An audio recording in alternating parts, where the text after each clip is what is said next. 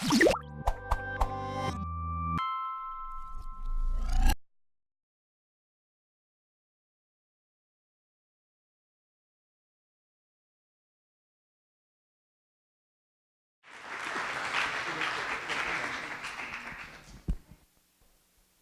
I have to apologize in the beginning. I too have a cough. Mark is on cue.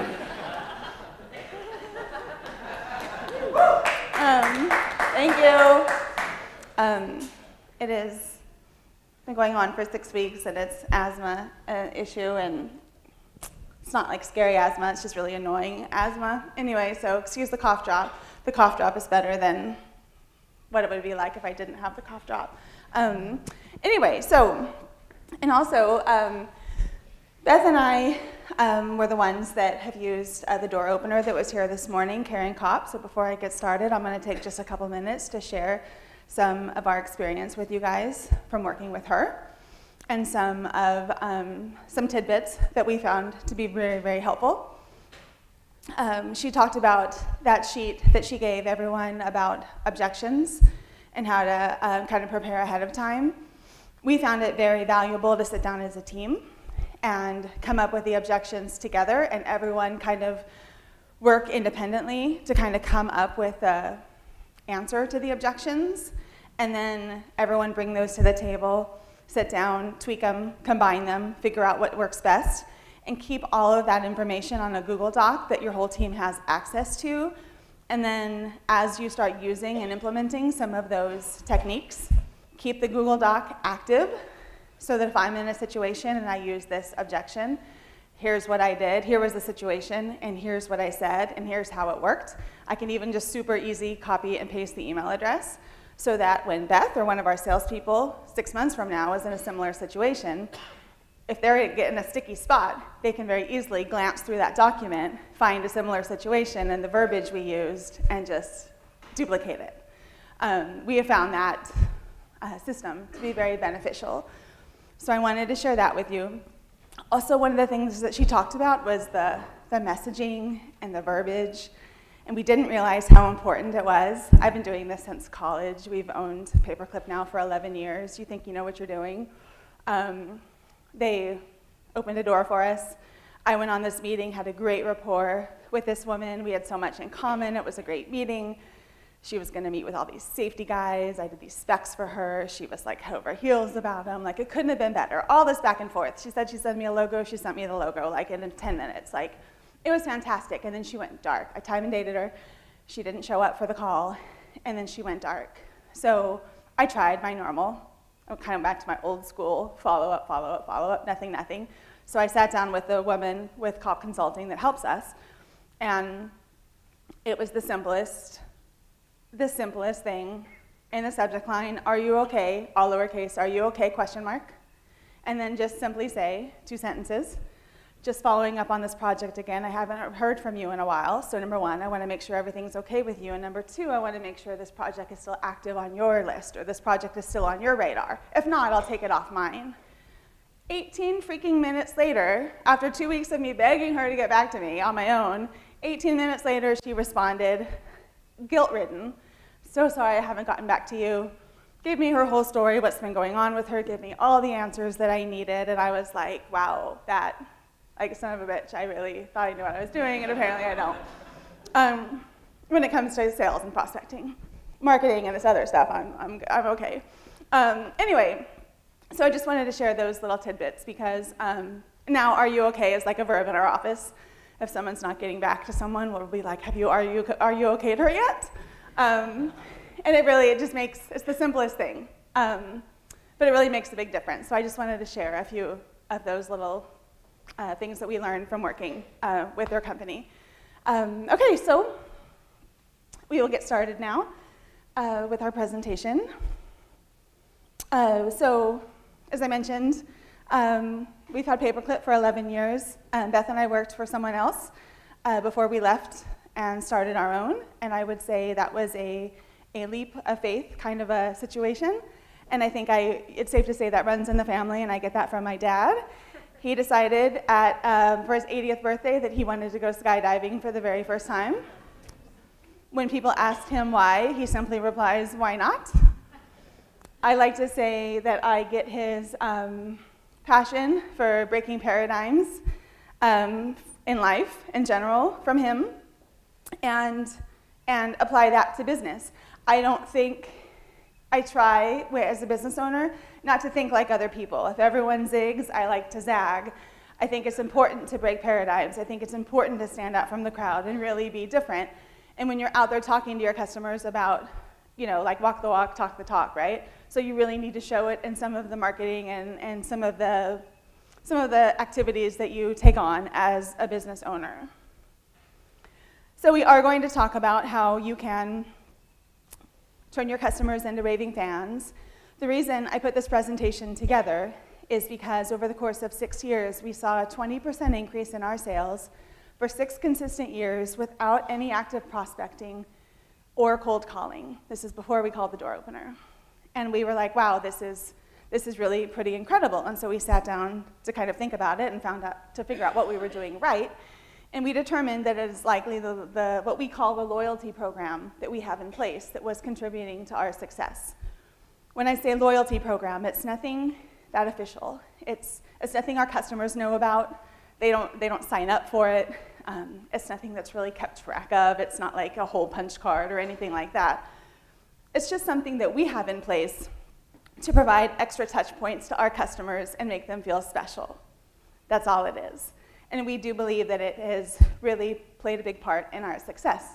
So I'm here today to share some of those examples with you guys and tell you that story. But it all starts with a story about some cats. So I am a self-proclaimed cat whisperer, and I'm a cat lady, but not like the weird, crazy kind. I'm like the super cool, awesome kind. I live in the country, so I trap and fix feral cats. I've probably done 35 or 40 to date. And in the winters, I put out heat lamps and beds, and this is what happens. Yeah, I get piles of cats. These are wild. I cannot touch them. I cannot go near them.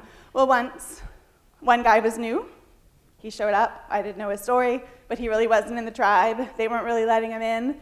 And he was 4 or 5 feet from the heat lamp, and he got an upper respiratory infection and got really sick. And even though I hadn't been able to get near him for 4 or 5 months, he was so sick I could easily lift him and get him into a carrier. I called my vet that I've been going to for 10 years with cats and dogs, and they were too busy to see me that day, which is fine. That happens. Nice people. They had helped me with a lot of dog and cat issues, solved a lot of problems, treated me nicely. I have a great relationship with one of their vet techs. She actually comes to my house to do I have to do fluids for one of my cats, and she dog and cat sits for me. Like, I totally trust her. I really get along well with this company. Nice exam rooms, totally clean. They just couldn't see me that day, so I did a quick Google search, found Firehouse. They're a little farther from my house. A strip mall, which I thought was weird, but okay. And the first thing I noticed in the exam room is the logo towel on the table. I like that, number one, because it was branded.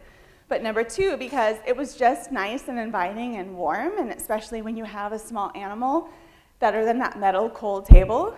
A lot of you guys probably have fur babies and kind of get what I'm talking about. Someone's popped in while I was waiting for the doctor to ask if I wanted a beverage or a snack, and they had like this whole snack bar situation set up, which was kind of unheard of, but awesome. Everything went fine with the appointment. He got his upper respiratory medication, got knocked out, got fixed, all in one shebang. It was great. And as I was checking out, she first of all said, well, congratulations, your bill is over $200, which to me isn't a congratulatory situation. But she said, because your bill is over $200, you get a 10% discount. Would you like to donate 10% to a local animal shelter, or would you like the discount? And I was like, well, how awesome is that I can donate to an animal shelter? Now I'm at this vet, and I got a Diet Coke, and my animal is taken care of, and I feel good about this situation, and I get to donate to an animal shelter. Like, this is so good. She rings me up and says, for being a new customer, you get a bottle of wine. Welcome to Firehouse Vet. Would you like red or white? And I was like, it keeps getting better. Like, really, seriously. So Everything's great. I tell a friend about it. They go, like maybe a month later, I got a thank you note in the mail from Firehouse. Thank you for the referral. A $25 credit has been added to your account for your next visit. Thanks for spreading the word about us. And I realized at that point, like I had just experienced what I hope our customers experience with the loyalty program that we have in place. Like, I just have a sick cat. I just need an antibiotic. I just needed him to get fixed and like move on. But wow, I left there like feeling really, really good about the situation. I was very caught off guard in a very good way. And I hope our customers experience the same thing when they deal with us. Now, since then, I have 1 cat at the old vet and 3 cats for different situations now going to this new vet. I feel kind of bad. These first people, they didn't do anything wrong. These other people just do it better. And I hope that our customers feel that way when they work with us, that that's the experience they have when they shop us around, or maybe, when they try someone else out for the first time.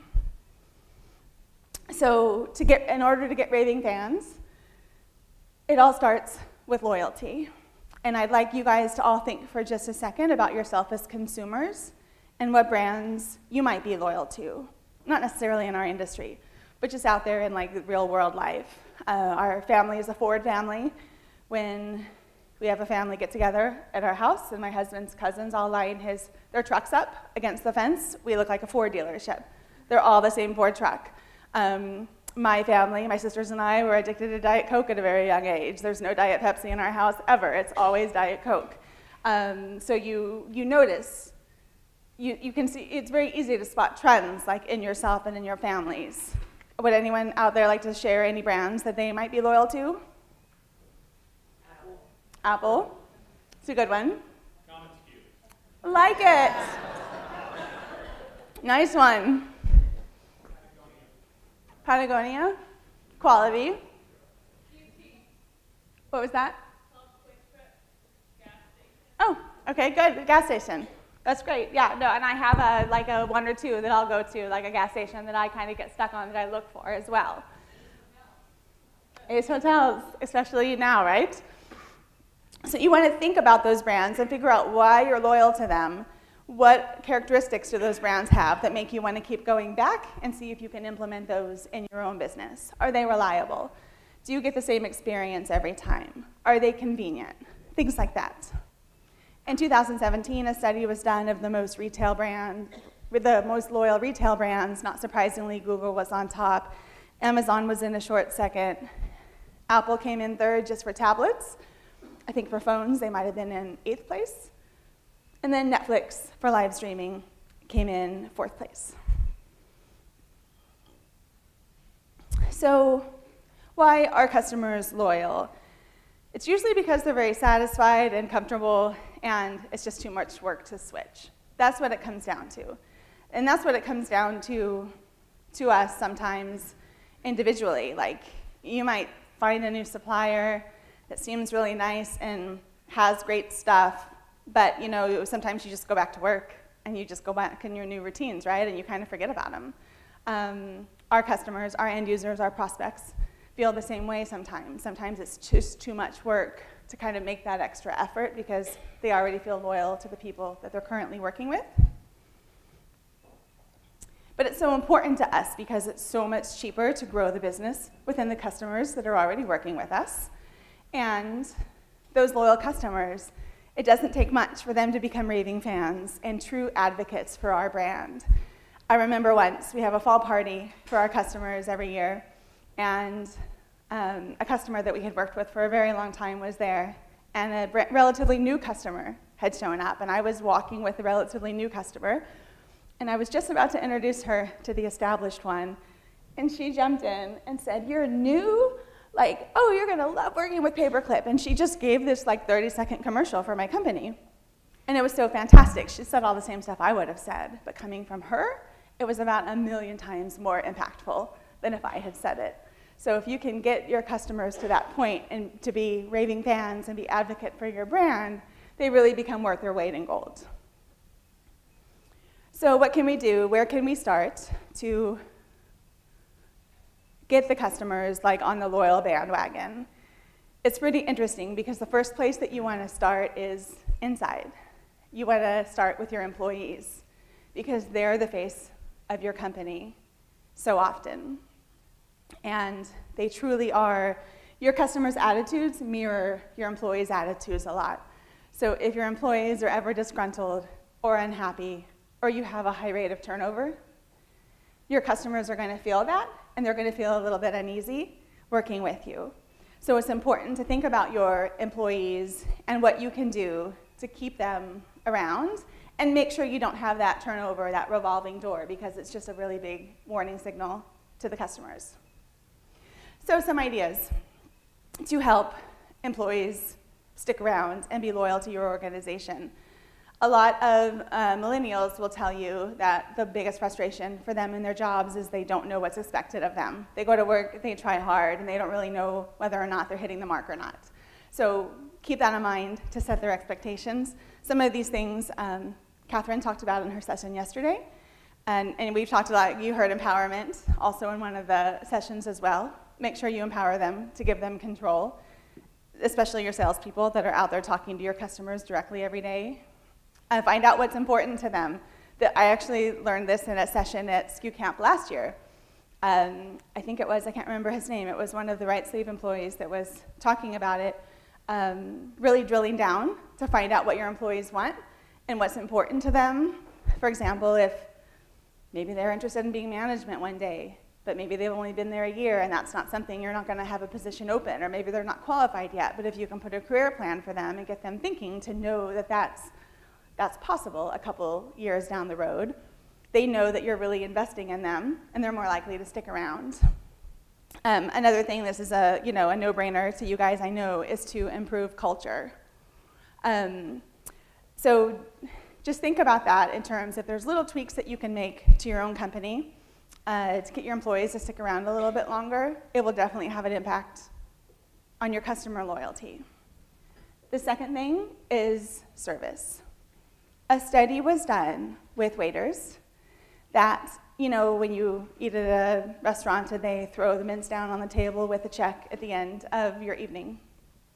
A study was done to see what happened with gratuities when the check was just thrown on the table with the mints versus the waiter or waitress going around and handing a mint individually to every single person at the table. When the mint was handed out individually, the gratuity increased by about 40%. For such a small effort, for a 3-hour dinner, it was that 2 seconds, thank you for coming in, nice seeing you, that eye contact, that personal touch made a huge difference in the gratuity. So what that tells us is people really like the personal touch, people really want the personalized service. And it's not just out there in the retail world or in the service industry, it's in our business too. So think about this section of the presentation. We're going to talk about some ideas that we can get a little more personal with our customers. Forbes did a study, and customers showed that they were engaged just when they got average service. Not surprising. A quick reply, which to me at first seemed to be the most important, showed that the customers were 6 times as engaged. But where the customers really were the most impacted, where they really became the most engaged, is when they really felt that the person was courteous and helpful and truly cared about their needs. So at the end of the day, this just tells us that we really want to take advantage of, it's like every opportunity, it's almost too much to think about. Every interaction with a customer is a possibility for us and an opportunity to help establish loyalty. It's almost too much to think about since we have so many interactions with them in a day. This is a picture of a padfolio that I received like at an EME or a promo marketing event. And it had my name on it. And I've been in this industry a long time, and I usually don't get super excited about padfolios. But they took the time to put my name on it. It was a really nice one, and I was like, this is really cool. Like, this is my padfolio. Nobody at the office can take it off my desk. My husband can't steal it. Like, this is my padfolio. And I realized, wow, if I'm like geeking out about a padfolio, this is a good idea. to do for our customers and to remember just to tell our customers about personalization. It's so popular in the industry right now. So many of our supplier partners can help us with it.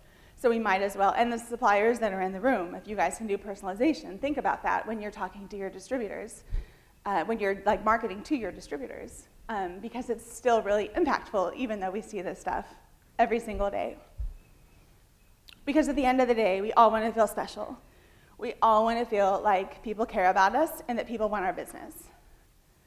So in the homework that Bobby sent out, you guys were asked to come up with a list of your VIP customers. So if you didn't do it, that's okay, because we're going to take some time now. I'd like you to think about the contacts, not the companies you work with, but the individual contacts. And think about the people that can truly make or break your business. It could be a huge prospect that's like right there, like you're just about to get them. It could be someone that orders from you every week. It could be a contact that you have that doesn't do a lot of business, but maybe they're a big referral source for you. Think about the people that could make or break your business. It could be 10 people, it could be 20 people. We're gonna take just a few minutes. Go ahead and work on that list now.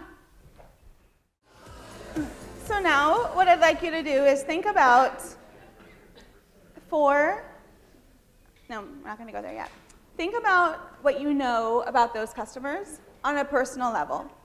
Think about their favorite vacation spot. Do they have kids? What's their favorite TV show? Who's their favorite sports team? Think about the personal things that you know about those top accounts and go ahead and make those sorts of notes. Could be one thing, it could be 3 or 4 things. But, and maybe just try to do it for the top like 5 or 6, like your top 5 or 6 people. So we'll just give you about a minute to finish that. So for the next part of the exercise, you're gonna team up with somebody here in just a second, but what the purpose of this next part is to think about 4 non-selling touch points that you can do with that account. The goal with these main VIPs is to schedule out these 4 non-selling touch points throughout the year to, we all get busy and time goes by so fast that it's very, very easy to realize like, wow, this customer's been buying from me. I talk to them all the time, but I haven't really hung out with them. I haven't really thanked them. I haven't written them a thank you note. I haven't taken them to lunch. I haven't done a spec sample for them or a personalized gift in a really long time. So it's really important for these VIPs, truly the people that can make or break your company, it's important to schedule out 4 touch points every single year. It could be as simple as a thank you note. It doesn't have to be something that's going to take you hours and hours. I actually have a customer that over the years she's kept my thank you notes, and it's so weird and kind of uncomfortable because like in her cubicle, she has like 5 or 6 of them up. And I'm like, that's so weird. Like, does no one else write you? It's so weird. It's been over the course of several years. And when I say things like you're a rock star, thanks for being awesome to work with, like, right? The goal is to like pump them up. So I don't know if she like puts them up there so her boss can see them. But anyway, it truly is. I was actually writing thank you notes on a short flight once, and a guy sitting next to me was like, what are you doing? Like, it's so weird and never done. Anyway, so it could be as simple as a thank you note. So, and the reason you want to have those personal things that you know about them is because maybe you can take something personal and take one of those 4 touch points and really combine them. Like maybe you know that their passion or what's on their bucket list is to go to Paris. So maybe something that you can do for them that would be really nice is to buy a travel book about Paris. Or maybe you know that their hobby is gardening. So maybe for their birthday this year, you might want to buy them some personalized gardening gloves or something like that. That's why that middle step exists about trying to figure out what you know about them on a personal level. So for the next couple minutes, I'd like you guys to pair up, maybe in 2 or 3, whatever floats your boat, and share some of the personal things that you know about these people, and maybe bounce some ideas back and forth on what you can do for those 4 touch points, non-selling touch points. So we'll take like 2 minutes to do this. Go ahead and get started. Okay, so does anyone have any ideas they'd like to share? I can't get control of the room. Huh? Is it too low?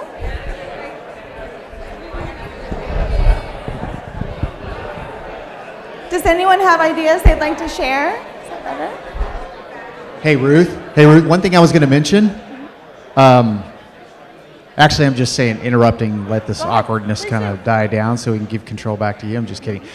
We have a resource we're going to send everyone. I don't know how many people are familiar with the salesman Harvey Mackey. He had a book called Dig Your Well Before You're Thirsty, but he has something called the Mackey 66. And he used to require his salespeople to fill out a 66 questionnaire form for every one of his clients. So obviously, you didn't sit across from your client and fill that out right then and there. But over the span of a customer relationship, he had these 66, some very intimate questions, actually, what you should know about your customer. So we'll send that as a resource at the end of the event, too. Great, thank you. So did anyone come up with any unique touch points that they might want to share with the group? Anyone? Great. So this might be, it's kind of a silly little thing, but this is something that's kind of worked for us. We're pretty small, we're still in startup phase, but I try to kind of cross-pollinate my clients in some ways. In Nashville, we've got a pretty strong community, and I would do business with some companies that can go elsewhere, or they've got other assets, but they like to do business locally, and that's how we got in the door. And so maybe in conversation, I'm kind of somewhat of an active guy in outdoor recreation and stuff. Maybe having a conversation, I find out someone's interested in yoga or something, and so I'll walk away from that and offer them, send them over to one of our yoga studio clients for a free session or something. Check this out, and kind of meet each other. And we've actually built some networking that way. We've got a couple of organizations talking right now. Nice. Pretty cool. So, yeah. Nice. Yeah, and it really doesn't have as much to do with business as it is just something personal. But you had that personal connection, and then that's going to get you so much further than just dropping by to give them a sample or something. I mean, it's going to get you 1,000 times further. Go ahead. On Valentine's Day last year, we made canvas bags for Numo with a big zipper, and we put on it "You're the Bomb," and we filled it full of lip balm, and dropped it off at our 50 biggest customers in one day. So they could redistribute the "You're the Bomb" lip balm throughout the office. And the purchaser felt special, and everyone in their office felt special. Nice. And they were like a super rock star walking around giving all of their people a gift. That's great. Go ahead. So I used to cover a certain part of the country, about 9 states, and what I did was I created this theme where if they spent a certain amount of money with me, that they would get to choose from a gift collection. But that gift collection was, what's your favorite restaurant that you really want to go to? A spa day. It was in the South, so we did a Richard Petty driving school, free time around the track, sporting event. So what ended up happening is I spent about $200, and you could spend the whole afternoon, evening with that client talking about non-business and building a relationship. That's great. And gave them an experience that they would probably share with others in the office. And My wife was really trying to figure out what I was doing. You're working. That's great. Go ahead. Last year, we had this just sort of a one-off thing, but around the holidays, one of our sales managers took a giant sleigh full of childhood favorite candies to one of his clients, and every person in the office flocked around the sleigh full of candy, pulling out, the Mars bar, the Dippin' Dots, or whatever they thought was their childhood connection. Mm-hmm. So this creates graphic candy that has a huge impact just when it's something that wasn't that brought back all the childhood moments And really brought them back. in the office. Yeah. Yeah, that's awesome. We did once a year, we pick a month where we expect sales, where we're going to see a lag in sales, and we do a gift with purchase. And one year we decided to do a cooler tote that was from Picnic Time, because they have the licenses for the NFL teams and all the professional baseball teams and basketball teams. So we only did a dozen with our logo, but all the other ones were sort of custom ordered. So if they placed an order for $1,500 or more, then they could get a tote, and a cooler tote, and they could either get it with the Paperclip logo or pick a logo of their choice. And we didn't realize through that exercise just how much we would learn about the customers. We found out where they went to college, or that their husband was a big Green Bay Packers fan, or it was really unique because it was a conversation starter. When they said, "I'd really like to have it with this the Chicago Bulls logo on it," it started a conversation. Because they lived in Houston or whatever. So that for us was a really unique opportunity to really kind of dig in and find out personal things about them that you wouldn't otherwise know. Did you see a growth in revenue from the gift purchase, or do you think it was just guided that information? We did. August seems to be the month where we like to do it, and we didn't do it this year just because we had other things going on. But yeah, we've seen a spike from the gift with purchase every year. Yeah. So we've talked about, and one other thing that we do for our VIPs, we call it a clip kit. The goal, I'm not advancing. Our goal initially was to kind of really take this part, thank you. There's a little recap. Identify them, get to know them, and plan out your touch points. Our goal was kind of to do a more personalized Birchbox type approach, to do a quarterly mailing to all of our top VIPs.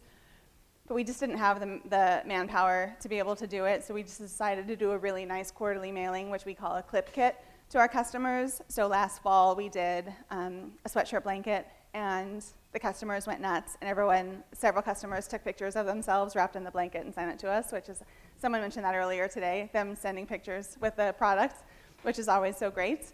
So it's not personalized, but that's still a way, because these are much nicer gifts, and we just send it to like our top 20 people. So it's really a way to still really make them feel special and connect with them. And they start looking forward to it, and with a sticker on the outside of the box, they know now when they see it coming that it's going to be something really good. So our next phase, we've talked about the employees, we've talked about the personalized service and the VIPs, and the next phase is going to be marketing. And to kick that off, we're going to watch a couple commercials.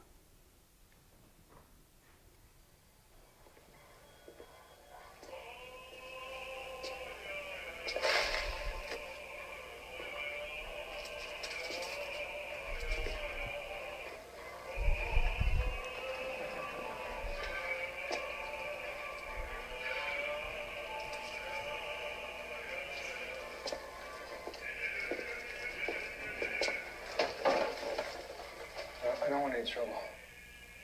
I don't want any trouble either.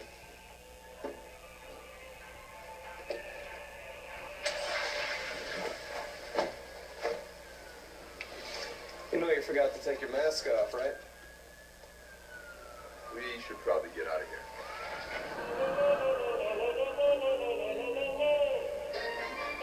Introducing the all-new Beetle convertible. Now every day is a top-down day. That's the power of German engineering. And one more. Hi. Aw, thank you. Have a seat. Kyle, Jalen, Kyle. Jalen, you play nice. I'll be right back.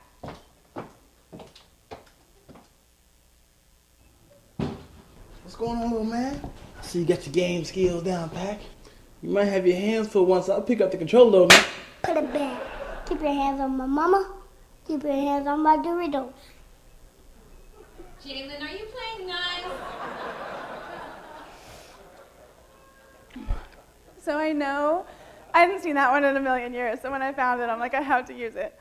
I know that none of us are going to be putting together, well, unless you're Kirby, you might not be putting together a 30-second spot anytime soon.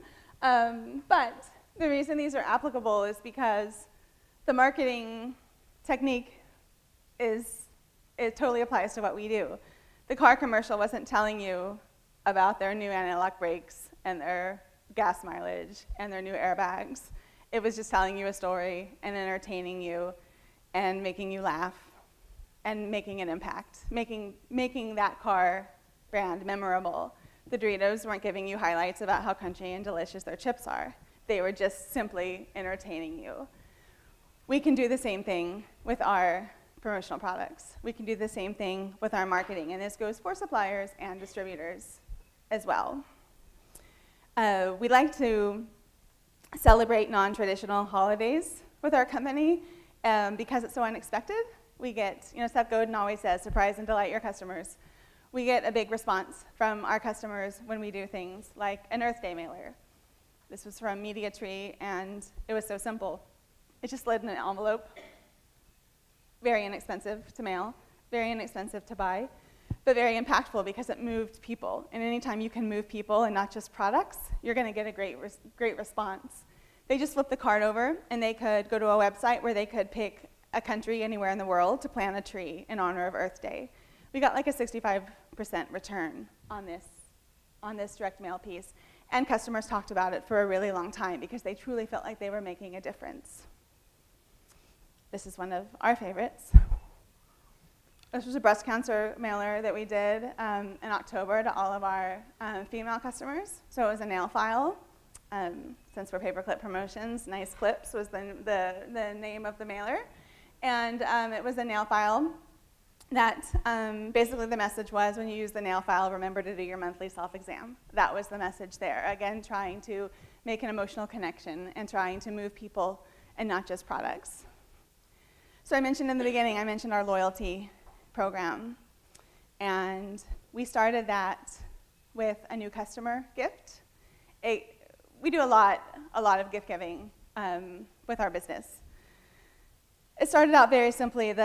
We celebrated our 10th birthday last year, and so everything was sort of themed with a celebration artwork. So on the right is a tumbler that we did for our new customer gift. It's very important, by the way, if you do a gift for new customers, to make sure that that goes in a special box that is labeled new customer gift and only use those items for a new customer gift. We didn't do that initially. And then later on, I saw someone and I brought them a gift, and they were like, "Oh, I love this. I got one when I signed, after I faced my first order with you guys." And I was like, "Shit, I forgot about that." Oh, you only do that one time. You only do that one time. It's a horrible, horrible, embarrassing moment. So you want to label that box new customer gift, and you never ever go in that box when you're going out on a meeting. And then we do birthday gifts for our customers. This year, we're doing the light boxes that are so popular. In previous years, we've gone kind of nostalgic. We've done like the putty, Crazy Aaron's putty. We did that one of those toys, the wooden paddle ball with a rubber ball in the end. That got the response for that crazy paddle ball was over the top. We were at an event.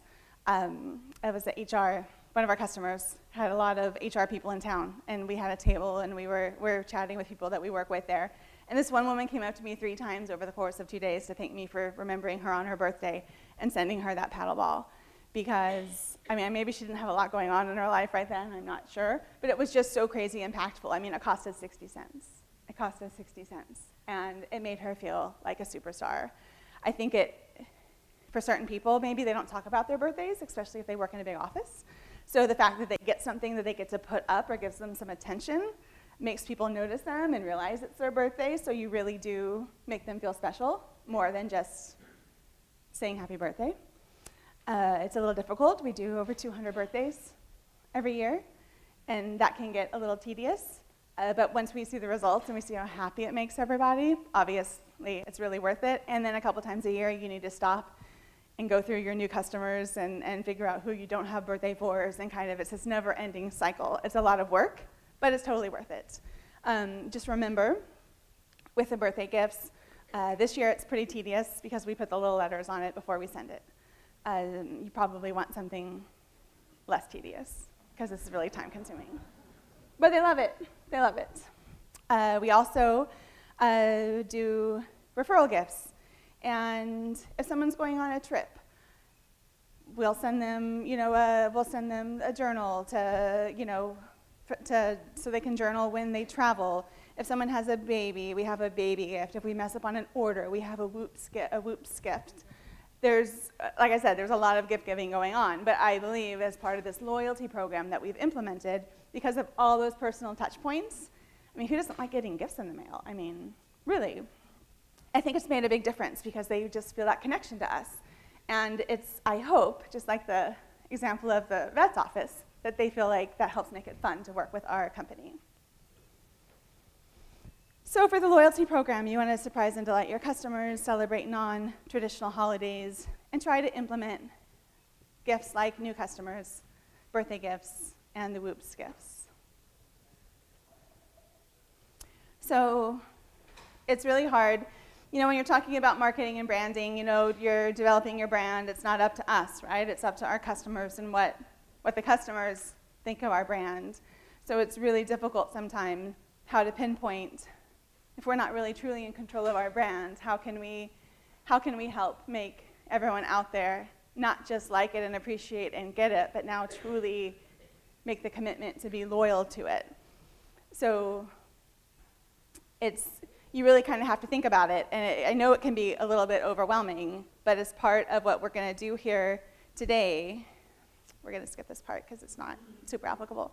We're going to figure out kind of the path that everybody can take, and everyone's company is different, and everyone's in a different, their business is in a different life stage. So, and I know we're talking about a lot of things as part of this presentation. One little tiny piece works for you, that's great. If none of it works for you, I totally understand. Or if you're like interested in maybe implementing more than one of these ideas, that's awesome, and I'm available, and I mean, I can talk about this shit all day long, so I'm happy to talk to people. Like, I really, really love it. I really, really love it. So in regards to kind of where you go from here, I've heard secret sauce mentioned a couple times already in the last couple days, which is really funny because I'm going to tell you the same thing. Figure out your secret sauce. Figure out why your customers already love you, and figure out how you can duplicate it to make sure that everybody, all of your customers, experience that same emotion as the ones that already love you. You can do that through surveys.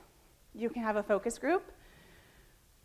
Beth and I went to NALC, the PPAI conference in Austin, a little over a year ago, and they were talking about strategic foresight. That's the big theme for PPAI, and we all at the conference came up with all these great ideas surrounding being very strategic and having all of these ideas about the future and what was coming into our industry and all these things we needed to do. We're still a relatively small company, and before we were like, put all this money into technology and all this stuff, let's find out, do our customers really want all of this? It makes a lot of sense to talk to them first. So we did a survey first. We asked a handful of customers, 10 or so in Austin and 10 or so in Dallas, if they would be part of Paperclip, like a special group of customers that we were going to rely on from time to time to talk to about our company, make sure we were on the right track and doing things right, and hopefully hoping that they would be honest with us, with their words and not just their dollars, like we talked about yesterday morning. So we did a short survey with them, and then we hired someone to come in and do a focus group, which was an incredible experience. We weren't in the room. We hired a professional third party to come in and do it. And what we heard, I can't believe this is the first time this has happened. Excuse me just a second. What we heard, they loved our service. They loved working with us. They could tell that we really valued the relationship. This is like just a knife to my heart. But they didn't feel like they were seeing innovative enough ideas. And like I almost like wanted to fall on the floor at that moment because we worked so hard at that. We thought we worked so hard at that. But hearing it come from them, and then we were like, well, shit, like where do we go? We thought we were doing everything right. Maybe we're not. So we started talking to distributors that are larger than us and going, well, where do you guys get more innovative? And do you go to different shows? And so we kind of had to step up our game, basically. And so we kind of have a strategic plan now together. And we created, it's called Have You Seen This? It's kind of our tagline. We have artwork that we've created for it. And now we put it at the bottom of all of our Common SKU presentations when we're sending them out to customers. We create, when we have rep meetings, we put all of the ideas we like the best into a Common SKU presentation that is under a rep meeting customer. And then when, let's say a customer is just looking for ideas for a golf tournament. Great, we're in Common SKU, we're gonna put a presentation together. At the bottom, we're gonna do a Have You Seen This title. We're gonna go to that rep meeting section, or the collections perhaps, and just grab random things that we think are cool. Might not have it to do with our budget, it might not have to do with golf, but they're cool ideas that we know they haven't seen before. So they want to see innovative ideas, so we're going to show it to them. And so far, it's been working. It's not like crazy with the orders that have come from that, but it has spurred other conversations. Like, oh, you know what, that whatever that you put at the bottom of the presentation, that's not going to work for this, but could you send me more information for an event that I have in a few months? So we're trying to find innovative ways because of the feedback we got from that focus group. We're trying to find not just innovative ways to come up with more ideas, but innovative ways to communicate it to them because that's what they said that they need. So surveying your customers, doing a focus group is a great way to get more information. And then, like I said, just figuring out what you're already doing. Everyone here, you're already, just being here, is already proof enough that how successful you are. So if you can just figure out what you're already doing right and just make sure you can rinse and repeat that to spread the love out through all of your customers, it's going to make a really big difference and help get that loyalty base improved. So as a recap, we talked about keeping employees engaged and happy, providing personalized service, through your marketing, surprising and delighting your customers, and then identifying those VIPs and figuring out 4 non-selling touch points that you can do throughout the year. And most importantly, it's a fun industry. We work in, that's the one thing I think that why no one ever leaves this industry is because of the people. And all of our colleagues are so amazing. So just have fun with it. And let me know if you guys have any questions. Yeah, thank you. Thank you. Go ahead. Where did you get your inspiration for your quarterly gift giving? It's truly and birthday gifts and baby gifts and all that. It truly just started with new customers. Being a relatively new business at the time, we just felt like we had to do something to do a warm welcome. And as the owners, we also wanted to make sure that we were involved in to know of any new customers. So we were signing the letters that kind of went out with it. So we thought it was kind of selfish in nature, but we just wanted to be aware of the new customers that were happening. So we thought if we send them a letter and we include a promotional product, that's going to be great for them and good for us. So it kind of started there. And then just from a marketing perspective, we were like, what else can we do? There's so many people in our industry, none of you, but all the other people that come to my session and expo that don't market their business and don't use promotional products. It just kills me that how many people work in this industry. And but it's also like my husband's an electrician and we have a light switch that hasn't worked in a year. So I get it. I get it. It happens. I'm serious. I'm going to call one of his guys and be like, I'll buy you a 12-pack of beer. Can you please fix this one switch? It won't work in my kitchen. So, it happens. But it's amazing. So we were just like, we have to right? We're preaching about this stuff, so we have to show how it works. So that's really where it came from. Plus, it's fun and just loving marketing. I don't want to just sell it to other people. I want to promote it. We love our brand. We love our logo. I want to do our own stuff, Yes, Catherine? Or was there another hand? Yeah, go ahead. So in the beginning stages and even through it now and how you do all of it, initially, how are you figuring out, how are you qualifying people for, okay, they've reached a certain level, was it based on sales, was it just based on your decision of, hopefully this will be a loyal customer, so we're going to reward them with this gift, what point do they get on the birthday list, all those things, budgeting was going into that, or how are you deciding? No, the birthday list, it's truly, if we've worked with them or we get a bad feeling or we're not really loving them, we probably won't go out of our way to ask them for their birthday. But it's really if we have a good experience with them, even if they're placing small orders, even if it's a small organization, we still ask them for their birthday just because you just never know. You never know who they know, and down the line. Yeah, and then how about as far as budgeting goes with that? Are you looking at detailed numbers or stuff like that, or is it more, no, this feels right, we want to do this, we want to invest in it, and going from there, or which route do you take? A little bit of both. I feel like with the product itself, we'll get our return. If we do it right, we're going to get our return, so we don't worry so much about what we're spending on the actual item. What I do try to pay attention to is the freight to send it out and the postage to individually mail it. We did a custom Valentine heart mailer once to our customers that was really fun and creative and kitschy, and I really loved it. And it cost us like 80 cents, but it cost us like $4.50 to ship it, and that was stupid. Like that was really unfortunate. That was like $1,700 in postage, and that was not. We should have just gone out and, like we were talking about, delivering a bag full of people. Like that, we should have just delivered them. But like the budgeting didn't happen the way it should have in that situation. So we kind of learned our lesson. So now we look at it and take it to the post office and figure it all out beforehand. But anyway, yeah, if it feels right, and we know it's going to be impactful, we just kind of go for it. Yeah. Catherine?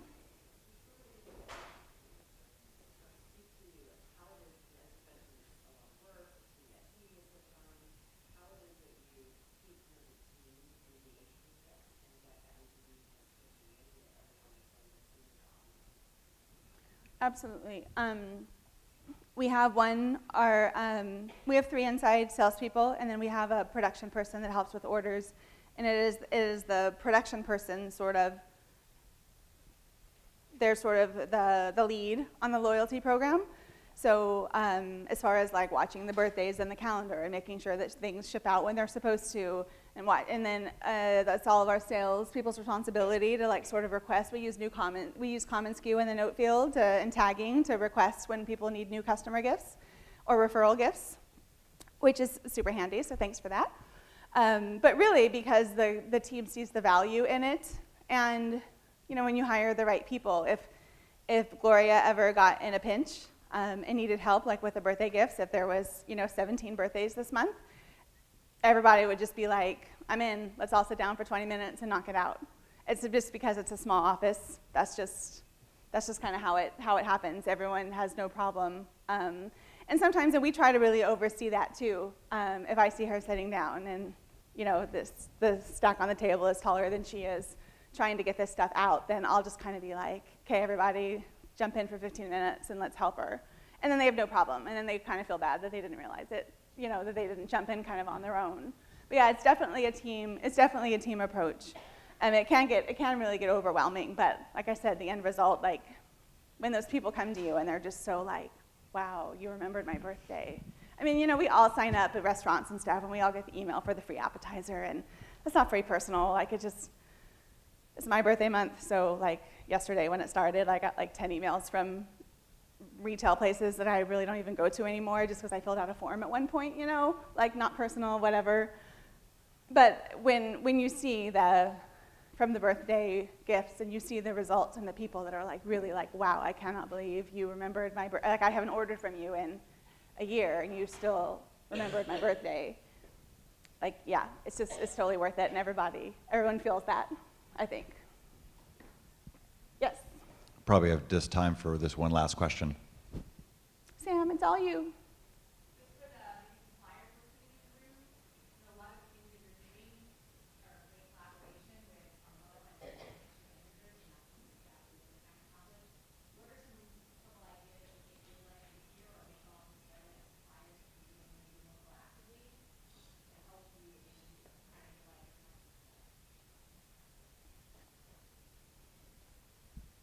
What could suppliers do? That's a good question. Mm-hmm.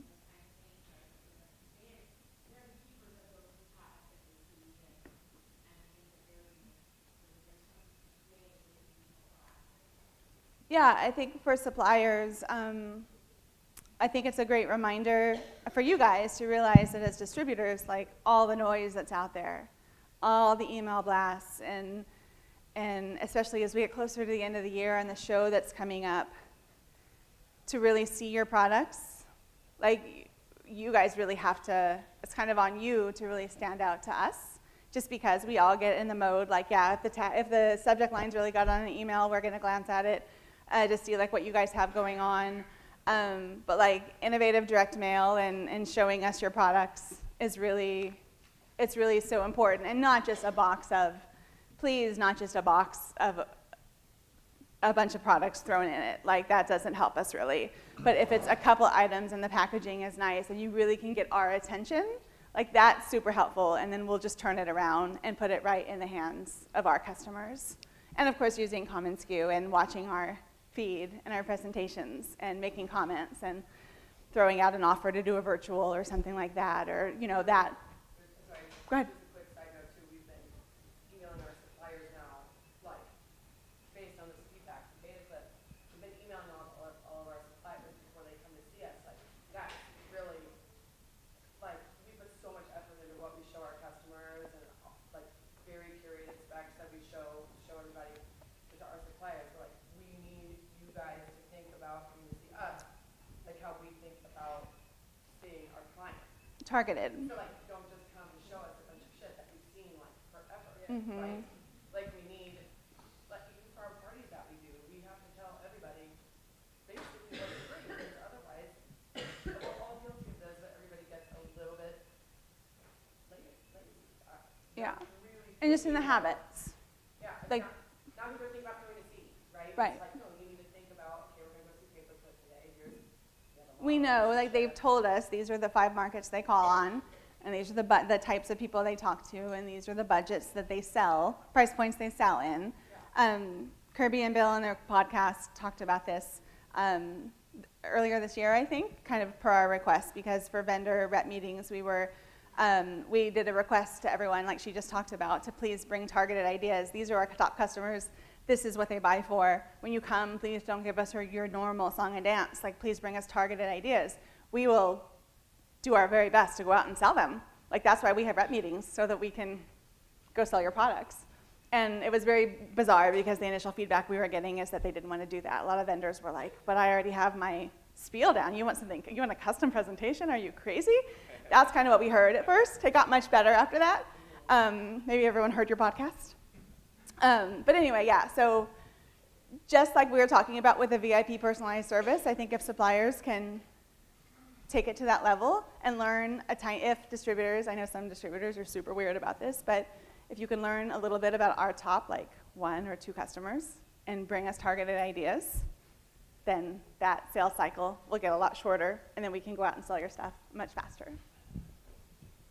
Do we have time for one more? No? I just wanted to make a quick comment, and why don't we take that question afterwards, because we have a pretty epic break, which I'll tell you about in just a second. Break. It's That's going to be an epic times. break. The best break ever. Not to embarrass her, but if Amanda Delaney is in the audience with Imagine Brands, Amanda, are you here? Hands up. She's outside. Then get her to come in if she's outside.